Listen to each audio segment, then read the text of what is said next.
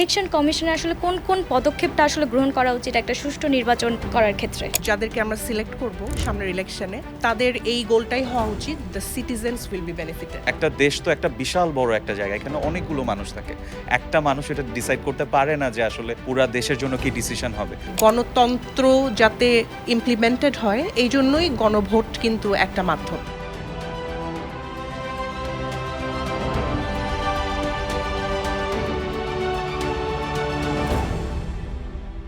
গণতন্ত্র বলতে আব্রাহাম লিঙ্কনের সবথেকে সুপরিচিত একটি উক্তির কথা আমরা মনে করতে পারি, for the people, by the people এবং অফ দ্য পিপল। এই উক্তিটির মাধ্যমেই আমরা বুঝতে পারি গণতন্ত্রের শক্তি। আর এই শক্তির মূল চালিকা শক্তি হচ্ছে আমাদের যুব সমাজ। ঠিক তেমনি আজকে আমাদের সামনে উপস্থিত আছেন আমাদের অনারেবল গেস্ট তাহনি ইয়াসমিন আপু, বিজনেস ডেভেলপমেন্ট প্রফেশনাল, এবং রিজবি আরেফিন ভাইয়া, অ্যাওয়ারনেস 360 কো-ফাউন্ডার। সো আমরা আজকে শুরু করব। আজকে আমরা কথা বলবো গণতন্ত্র নিয়ে, নাগরিক সচেতনতা নিয়ে এবং ডিজিটাল মিস ইনফরমেশন নিয়ে। সো আপুর কাছে যদি প্রথমে যাই, যে আপু, আপনার কাছে গণতন্ত্র বলতে আসলে কি বোঝায়? থ্যাংক ইউ আপু। আপনি যে সংজ্ঞাটা দিলেন, আমার মনে হয় যে আমার কাছে এই ডেফিনেশনটাই বেস্ট ডেফিনেশন ডেমোক্রেসি বা গণতন্ত্রের। যে গণতন্ত্র বলতে আসলে আমরা বুঝি কোনো একটা রাষ্ট্রে যারাই আছেন, যারা রাষ্ট্রের নাগরিক, তার বয়স ভেদে, জেন্ডার ভেদে এবং সোশ্যাল ক্লাস ভেদে সবাই যাতে সম অধিকারে এই দেশের নাগরিক হিসেবে থাকতে পারেন। যেটা অনেকখানি মিথ আমি বলবো, শুধু বাংলাদেশের জন্যই না, সারা পৃথিবীতে অনেক দেশের জন্যই। আমরা ধরেই নেই যে যখন কোনো একটা পার্টিকুলার পার্টি বা দল সিলেক্টেড হবে একটা দেশকে রান করতে, আমরা ধরে নিই যে ওনারাই ডিসিশন মেকার, ওনারাই জনগণের ভালোর জন্য কাজ করবেন এবং উনাদের থ্রুতেই হয়তো বা সব ধরনের দায় দায়িত্ব পালিত হবে। কিন্তু রিয়েলিটিটা এরকম হলেও আসলে গণতন্ত্রের সংজ্ঞা বা এসেন্সটা কিন্তু একটু ভিন্ন।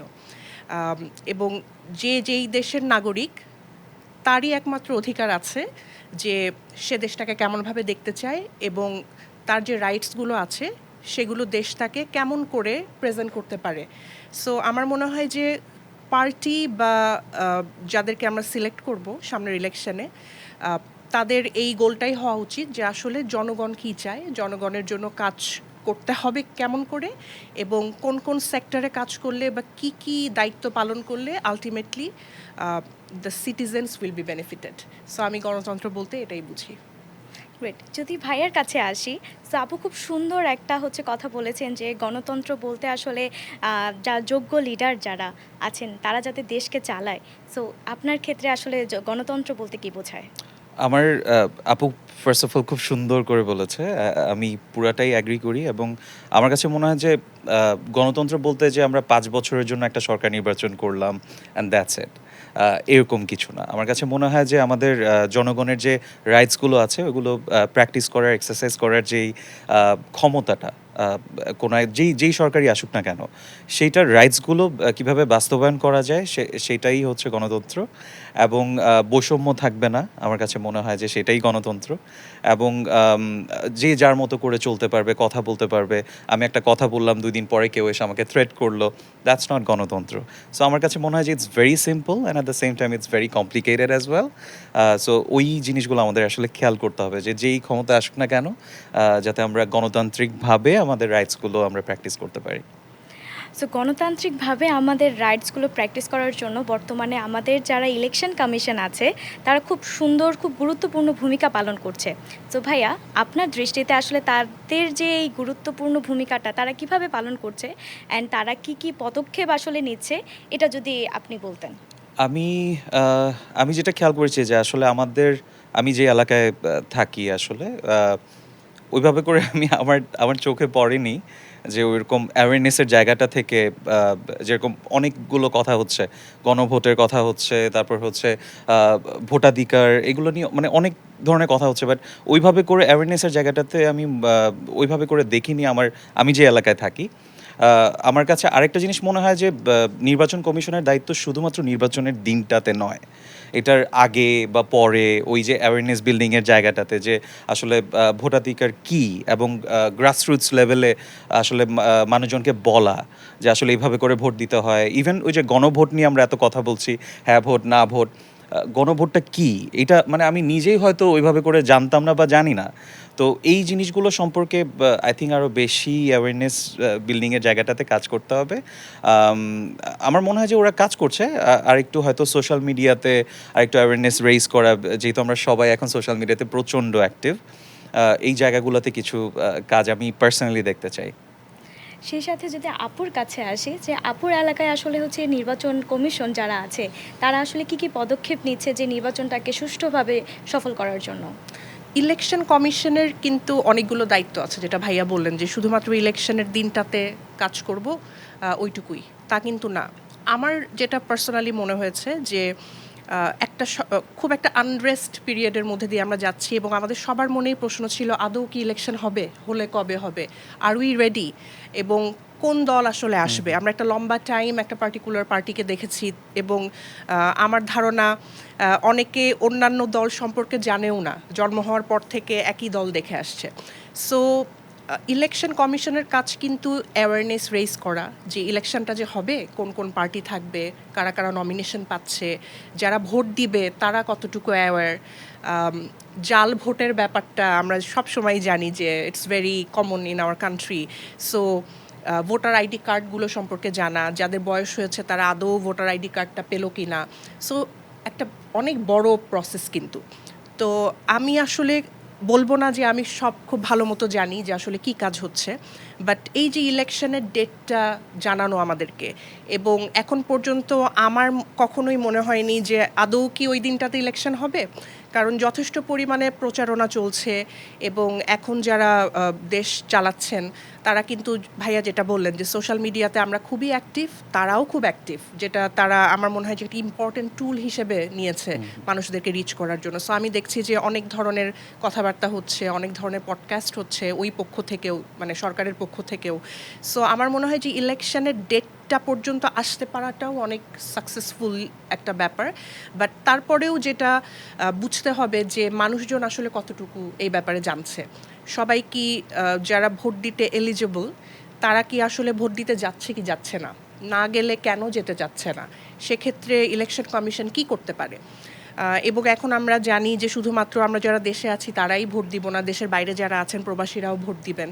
সো সেটা কতটুকু free and fair and proper ওয়েতে হবে, কারণ দ্যাটস আ লং প্রসেস। ওনারা দেশের বাইরে, ওনারা ভোট দিবেন, তাদেরও এটা জানার অধিকার আছে যে প্রসেসটা আসলে কেমন করে হচ্ছে। সো এই ব্যাপারে যথেষ্ট পরিমাণে নলেজ সিটিজেন হিসাবে আমারও কিন্তু থাকা দরকার, দ্যাটস মাই রাইট। সো আমি বলবো না যে আমি এখন ওই জায়গাটাতে আছি যে আমি এটাতে কমেন্ট করতে পারবো যে কতটুকু ভালো করেছে বা কতটুকু খারাপ করেছে। তবে আমার মনে হয় যে it's a vigorous process, it's a holistic process. So আমার কাছে এরকমই মনে হয়। আর আমার এলাকার কথা যদি বলি, হ্যাঁ প্রচারণা দেখতে পাচ্ছি, ইলেকশন কমিশন অবশ্যই এটা নিয়ে কাজ করছে, নমিনেশন পাচ্ছে অনেকে, আমরা জানছি সোশ্যাল মিডিয়ার মাধ্যমে বা পত্রপত্রিকা দেখে। সো কাজ ডেফিনেটলি চলছে। আমি আপুর সাথে যদি একটু অ্যাড করি, আমার কাছে মনে হয় যে বেসিক যে নলেজগুলা, যে আমি একটা ভোট দিতে গেলাম, ওইখানে ব্যালট বক্সে কিভাবে আমি ভোটটা দিব। হ্যাঁ। একদম বেসিক নলেজগুলোও কিন্তু আমরা ওইভাবে করে জানি না। মানে আমি পার্সোনালি একটাই জানি যে কোন দল থেকে কাকে নমিনেশন দেওয়া হচ্ছে, Right. এইটাই আমার এরিয়াতে এটাই জানানো হচ্ছে এবং অনেকটা ফিড করে দেওয়া হচ্ছে যে আমরা ওই দল থেকে অমুক জনকে পাচ্ছি, ওই দল থেকে তমুক জনকে পাচ্ছি। তো আসলে নির্বাচনে ভোটটা কিভাবে দিব আলটিমেটলি, ওইটা কিন্তু আমি জানি না আসলে। And to add with him, আমি জানি যে অনেক লোকজন প্রথমবারের মতো ভোট দিতে যাচ্ছে এবং they are Exactly. Young people, they are well aware about everything. So আমার মনে হয় যে ওদেরকে সাপোর্ট করতে হবে আই থিঙ্ক দরকার। 45%-এরও বেশি হচ্ছে Young people. ইয়াং ভোটার, যারা হচ্ছে 18 থেকে 35-এর মধ্যে। সো প্রথমবারের মতো ওরা ভোট দিতে যাচ্ছে Definitely, ধরতে হ্যাঁ, গেলে হ্যাঁ, অনেকেই। সো আপনাদের কথায় যদি আমি ধরি যে আমাদের বর্তমানে ভোটারের যে সংখ্যাটা সেটা হচ্ছে যুবরাই বেশি। সো এক্ষেত্রে যেহেতু আপু বললেন যে আমাদের আসলে প্রপার ইলেকশন কমিশনের প্রপার রিসার্চ নাই বা ফিল্ডটা সেরকমভাবে রেডি না। সো আপনাদের দুজনের কাছেই প্রশ্ন যে আপনাদের কাছে আসলে কি মনে হয় বা কীরকম করে মনে করেন যে ইলেকশন কমিশনের আসলে কোন কোন পদক্ষেপটা আসলে গ্রহণ করা উচিত একটা সুষ্ঠু নির্বাচন করার ক্ষেত্রে? শিওর। যেরকম আমার কাছে সবসময় মনে হয় যে এই রাজনীতি, ইলেকশন এগুলো খুবই সিটি সেন্ট্রিক, ঢাকা সেন্ট্রিক। আমরা ভুলেই যাই যে আমরা মাত্র কয়েকজন, সারা দেশে আরও অনেক মানুষ আছে এবং যারা ভোট দিবেন হয়তোবা তারা কতটুকু শিক্ষাগত যোগ্যতা তাদের আছে, তারা কতটুকু জানে রাজনীতিতে কি হচ্ছে, কতটুকু জানে এজেন্ডা কি, গণভোটের ব্যাপারটা কি, আমার অনেক ডাউট এই ব্যাপারে। সো আমার মনে হয় যে ইলেকশন কমিশনই বলেন বা নন গভর্নমেন্ট বিভিন্ন পার্টিও বলেন অনেক বেশি সিটি সেন্ট্রিক এবং যত মুভমেন্ট হয় আমরা দেখি এই শাহবাগ চত্বরে, এই ঢাকা শহরে। সো আমি ওই এলাকায় অফিস করি, আমি ওই এলাকায় একটা পড়াশোনাও করছি। সো লাইফ খুবই ডিফিকাল্ট ওই জায়গাটার মধ্যে যাওয়া আসা করাও। সো আমার মনে হয় যে আমরা একটু ডিসেন্ট্রালাইজ যদি করতে পারতাম খুব ভালো হতো, ইউনিয়ন লেভেলে, থানা লেভেলে। সো ইলেকশন কমিশনের আমার মনে হয় যে ওই জায়গাটাতে যাওয়া খুব জরুরি, ওই জায়গায় অ্যাওয়ারনেস রেইজ করাটা খুব জরুরি এবং আমার মনে হয় এটা অনেক ক্ষেত্রেই মিসিং।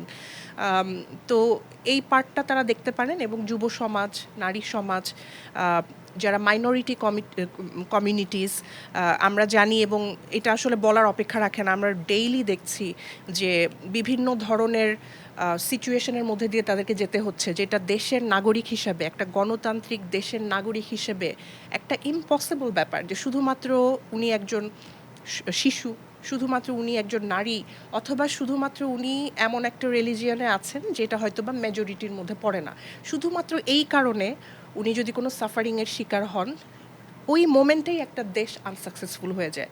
সো ওই জায়গাগুলোতে যাওয়া খুব দরকার, কি হচ্ছে সেটা দেখা দরকার এবং এই কমিউনিটিগুলো যাতে ফিল করে যে এই ইলেকশনটা শুধুমাত্র মেজরিটিদের জন্য না, তাদের জন্য, এই ট্রাস্টটা তাদেরকে দিতে হবে, দ্যাটস দেয়ার রাইট। সো আমার মনে হয় ইলেকশন কমিশনের এখানে কাজ করার অনেক জায়গা আছে।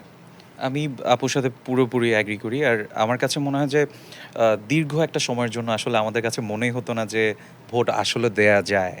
এটা আমার কাছে পার্সোনালি মনে হয়। Because I remember back in I think last যেইবার ইলেকশন হয়েছে এইটার আগে আমি পার্সোনালি ভোট দিতে গিয়েছিলাম because I was very excited যে আমি ফার্স্ট টাইম ভোট দিব। কিন্তু আসলে আমার ভোটটা দিয়ে দেওয়া হয়েছিল। তো এইরকম সিচুয়েশন যে অ্যাভয়েড করে আসলেও ভোট দেওয়া যায়, ওই বিশ্বাসটা আসলে যুবকদের মধ্যে বা যারা যুব সমাজ আছে ওদের মধ্যে ইনস্টিল করাটা আসলে নির্বাচন কমিশনের দায়িত্ব। সো বর্তমানে ভাইয়া সবথেকে বেশি আলোচিত বিষয় হচ্ছে গণভোট। সো আপনার কাছে আসলে গণভোটটা কী এবং এই গণভোটটা বর্তমানে কতটুকু কার্যকর হবে আসন্ন নির্বাচনে, আপনার মতামতটা যদি দিতেন। খুবই ইন্টারেস্টিং কোয়েশ্চেন। আমার কাছে আসলে গণভোটের ব্যাপারটা এখনও একটু কনফিউজিং অনেস্টলি।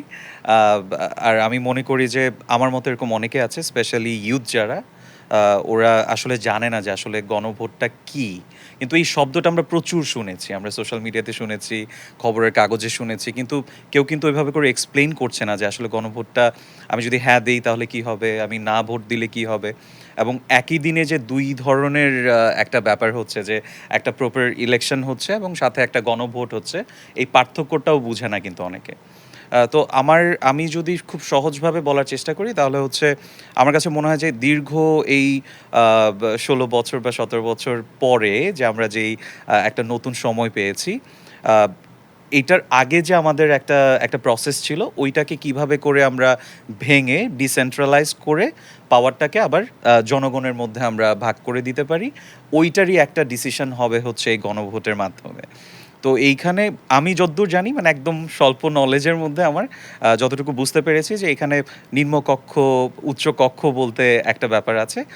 নিম্নকক্ষের যে ব্যাপারটা সেটা হচ্ছে যে আমাদের যে নর্মাল যে ইলেকশন হচ্ছে ওখানে আমরা যেই আমাদের জনগণের প্রতিনিধিগুলোকে আমরা বাছাই করে নিচ্ছি, উনাদের জন্য হচ্ছে নিম্নকক্ষ, এবং উচ্চ কক্ষতে থাকবে বিভিন্ন ধরনের মানে অনেকটা বলা যায় যে আমাদের দেশের গার্ডিয়ান যারা, এখানে সিভিল সোসাইটির মানুষজন থাকতে পারে, বিভিন্ন অ্যাডভাইজার্স থাকতে পারে, বিভিন্ন ধরনের জায়গা থেকে সেক্টরস থেকে আমরা মানুষগুলো বাছাই করে, যে আমরা আগে যেটা দেখেছি যে সব কিছু প্রধানমন্ত্রী কেন্দ্রিক একনায়কতন্ত্র, যে যা উনি বলছেন তাই হচ্ছে, তো ওই জায়গাটা কিভাবে আমরা ভেঙে যে একটা আইন প্রণয়নের জায়গা থেকে অথবা যেটাই আমরা নতুন কোনো সংস্কার করতে গেলে আমরা আসলে ওইটা যেন একজনের ডিসিশনে না হয়, বিকজ একটা দেশ তো একটা বিশাল বড় একটা জায়গা, এখানে অনেকগুলো মানুষ থাকে, একটা মানুষ এটা ডিসাইড করতে পারে না যে আসলে পুরা দেশের জন্য কি ডিসিশন হবে। সো ওই জায়গাটাতে আমি মনে করি যে গণভোটের প্রয়োজনীয়তাটা আছে, এবং এইটা আবার বোঝানোর জায়গাটা কিন্তু ইলেকশন কমিশনের, কারণ অনেক কনফিউজিং ব্যাপারটা। তো ইয়া আমি মনে করি যে it's very confusing, but at the same time since we are going through this, we need to know আসলে যে কিভাবে কি করতে হয় দ্য হোল প্রসেস। সো আপুর কাছে যদি আসি, যে আমরা যারা হচ্ছে যে প্রিভিলেজ পার্সন, সো আমরা আমাদের জন্য এখনও আসলে গণভোটটা কি এটা আমরা আসলে কনফিউশন।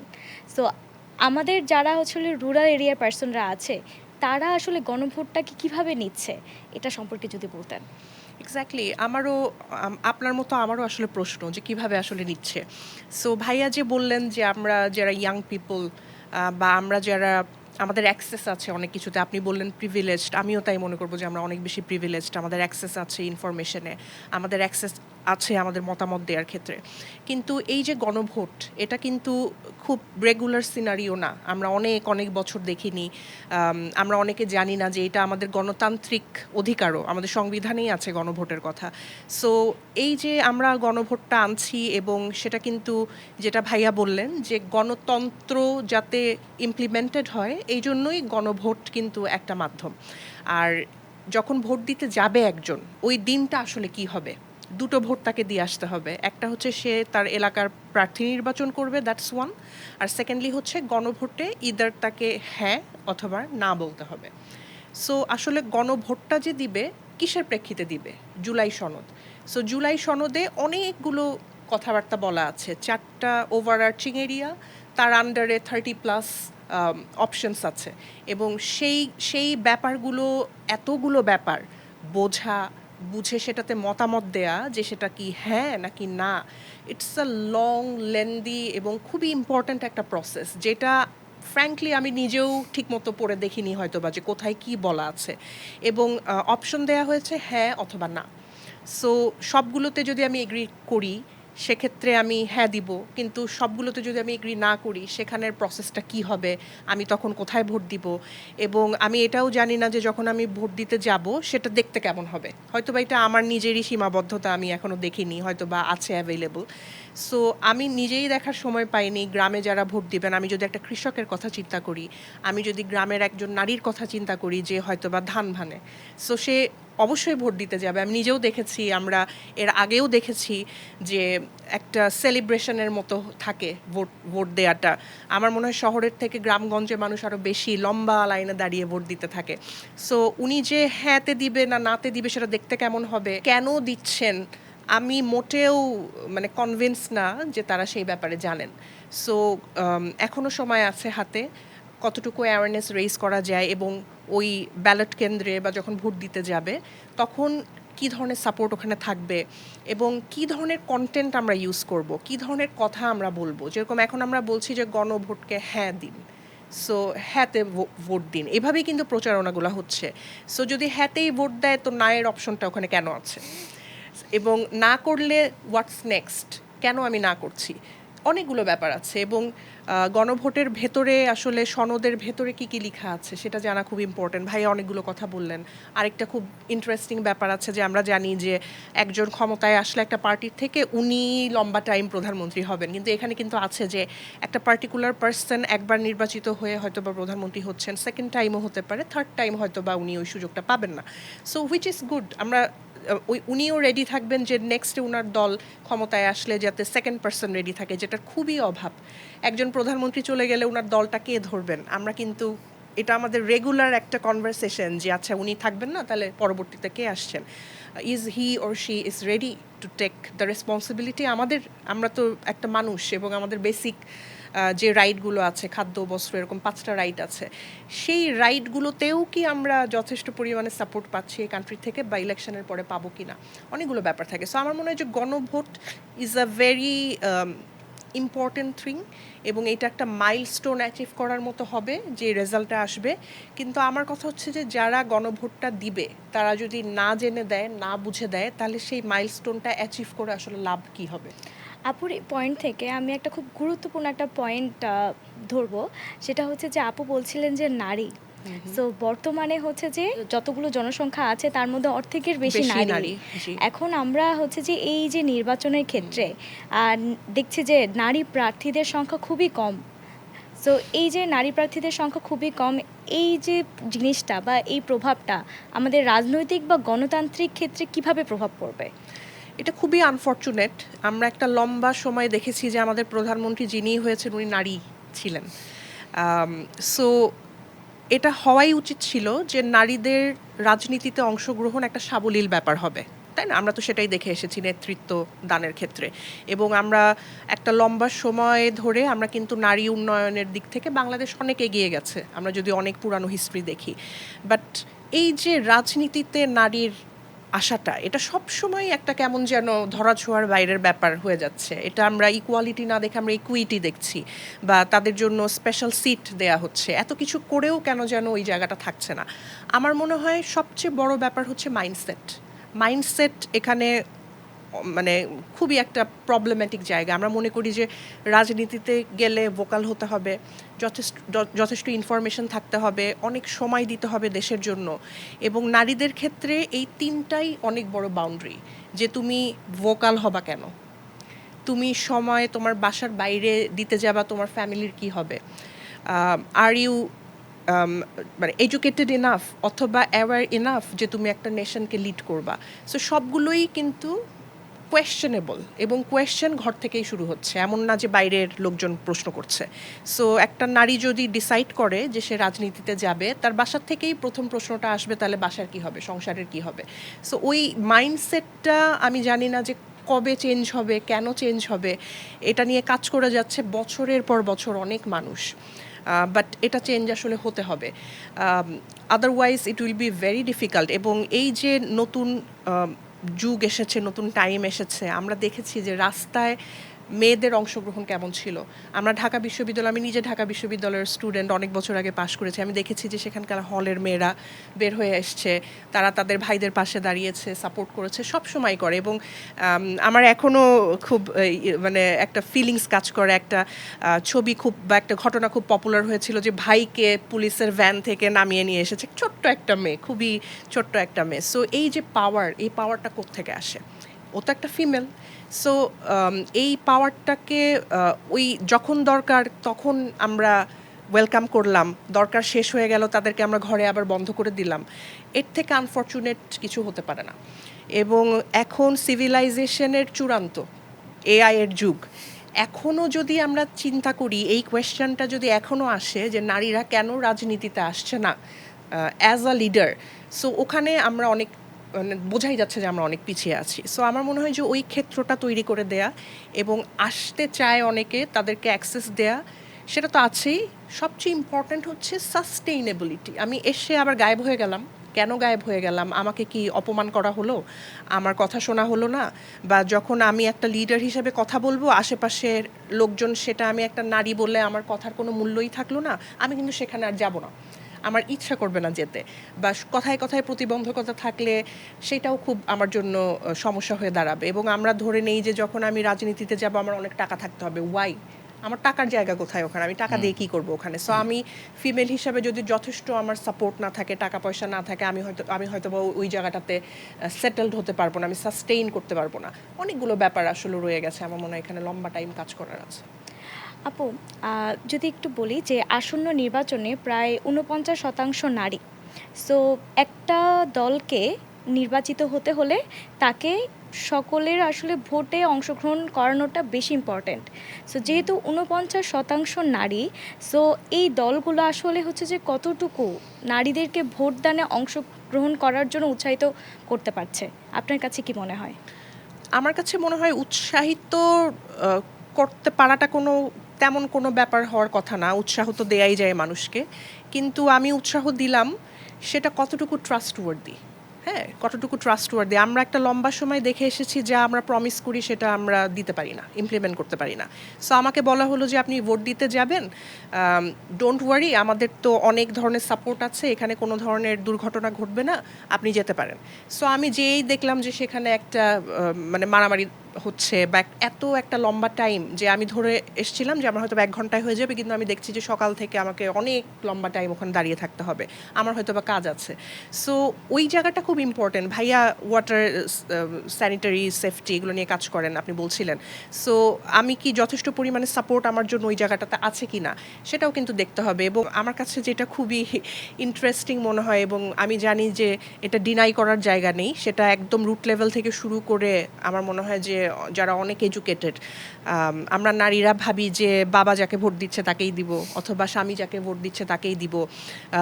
আমার নিজের মতামতের কোনো জায়গা হয়তো বা থাকে না, আমি হয়তো বা অন্য কাউকে পছন্দ করতে পারি। সো এই যে যেটা আমরা শুনে এসেছি যে বাবা দিয়েছে, স্বামী দিয়েছে, বা কোনো সিনিয়র ফ্যামিলির কেউ দিয়েছে, আমি তাকেই দিয়ে আসলাম, এটাই নিয়ম। আমি বলতেই পারবো না যে আমার অন্য কাউকে পছন্দ, ঘরের মধ্যে একটা যুদ্ধের মতো জায়গা হয়ে যাবে। সো আমার মনে হয় যে এই জায়গাটা থেকেও বের হয়ে আসা দরকার। ফাইন, বাবা যাকে ভোট দিচ্ছে, স্বামী যাকে ভোট, আপনি দিতেই পারেন, বাট আপনাকে জেনে দিতে হবে কেন দিচ্ছেন আপনি। এটাকে একটু ভাবার, নিজের থেকে ভাবাটা খুব দরকার, ইন্ডিভিজুয়াল লেভেলে কাজ করতে হবে আসলে। সো ভাইয়ের কাছে চলে আসি। এই যে আগামী নির্বাচনকে সুষ্ঠুভাবে সফল করার জন্য সিভিল সোসাইটি অর্গানাইজেশন আসলে ভূমিকাগুলো বা পদক্ষেপগুলো ভাইয়া কী হতে পারে? আমার যেটা মনে হয় যে ওরা প্রশাসনকে সাহায্য করার জন্য সার্বক্ষণিক পাশে থাকাটা একটা খুব জরুরি একটা কাজ। এরপর হচ্ছে ভয় ভীতি যেই জায়গাগুলোতে আছে, যে আমার হয়তো নির্বাচনে গিয়ে যদি সার্টেন কাউকে ভোট দেই, আমাকে থ্রেট করা হবে বা ইয়ে করা হবে, ওই সেফটির জায়গাটা থেকে যদি they can come up with probably like helpline, যে ফোন করে সাথে সাথে একটা সাহায্য পাওয়া যাবে, এইটা একটা। আর একটা হচ্ছে অ্যাওয়ারনেসের জায়গাটা থেকে, যে ওই যে গণভোট কিভাবে দেয়, যেটা হয়তো জাগো করছে, আমি শুনলাম একটু আগে। এই ধরনের অ্যাওয়ারনেস বিল্ডিংয়ের জায়গাটা থেকে আমার মনে হয় যে বিশাল একটা দায়িত্ব আছে। এবং ওই জায়গাগুলোতে আই থিঙ্ক কেন্দ্রগুলোতে যদি কিছু বুথ টাইপের থাকে, যে আমার কোনো একটা কমপ্লেন বক্স, যে আমি ওই জায়গায় এই কাজ হতে দেখেছি যেটা হয়তো লিগ্যাল কোনো একটা ইয়ের মধ্যে পড়ে না, এবং এটা হয়তো নির্বাচনকে কলুষিত করার জন্য হয়তো সেটা কাজ করবে। সো এরকম কিছু আসলে পদক্ষেপ নেওয়া যেতে পারে। এবং সোশ্যাল মিডিয়াতে ইউথদেরকে আরও এঙ্গেজ করা, কেন ভোট দিতে হবে, এবং আমি একটা ভোট দেওয়ার মাধ্যমে যে পুরা দেশের একটা ভাগ্য নিয়ন্ত্রণ করছি, এখানে ইউথদের চাকরি থেকে শুরু করে, অপরচুনিটি থেকে শুরু করে, এবং বহির্বিশ্বের একটা, যে আমাদেরকে যে একসেপ্ট করবে। কারণ এখন রিসেন্টলি আমি যেটা দেখতে পাচ্ছি যে আমাদের পাসপোর্টের ভ্যালু থেকে শুরু করে as a citizen, I think আমাদের মানে পুরোপুরি ওই ভ্যালুটা এবং অ্যাকসেপ্টেন্সটা কমে যাচ্ছে বহির্বিশ্বে। এবং আমার কাছে মনে হয় যে আমরা যদি একটা খুব সুন্দর প্রপার ইলেকশনের মাধ্যমে ওইরকম প্রতিনিধি সিলেক্ট করে একটা প্রপার দল ওইভাবে করে আমরা আমাদের যে আমাদের আসলেও দেশের জন্য কাজ করবে, এই ভোটটা হতে পারে সেটার একটা মানে প্যাথওয়ে আর কি। সো তাই আমাদের গণতন্ত্রকে শক্তিশালী করতে হলে আমাদের সঠিক তথ্য যাচাই বাছাই করতে হবে, আমাদের শক্তিশালী হতে হবে, এবং আমাদেরকে নির্বাক দর্শক না হয়ে সিদ্ধান্ত গ্রহণে অংশগ্রহণ করতে হবে। তো আপনাদের দুজনকে এখানেই ধন্যবাদ, আজকের মতো শেষ করছি। থ্যাংক ইউ, আপনাকেও Thank ধন্যবাদ you. আপু।